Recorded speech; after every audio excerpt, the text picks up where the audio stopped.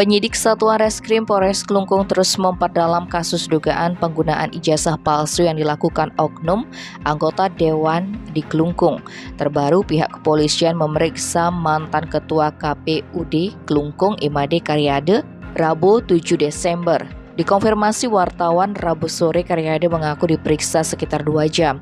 Dia diminta keterangan seputar mekanisme proses pencalonan anggota legislatif, proses verifikasi administrasi baik syarat calon dan syarat pencalonan. Selain itu, pihaknya mengaku ditanya mengenai mekanisme verifikasi ijazah. Karyade menyatakan setelah ditunjukkan ijazah oknum anggota Dewan di Klungkung yang dikantongi penyidik dengan ijazah yang menjadi berkas di KPU Klungkung, ternyata ada perbedaan nomor ijazah dan nama orang tua yang tercantum dalam kedua ijazah tersebut. Namun dia mengaku tidak mengetahui dengan jelas nomor ijazah tersebut.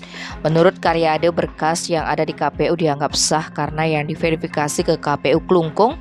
Soal keaslian ijazah yang diserahkan ke KPU Klungkung, Karyade mengatakan tidak mengecek.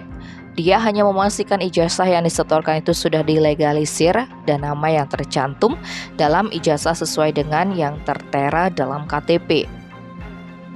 Kasat Reskrim Ibtu Arung Wiratama belum memberikan keterangan soal pemeriksaan mantan Ketua KPUD Klungkung. Tim Bali Express melaporkan.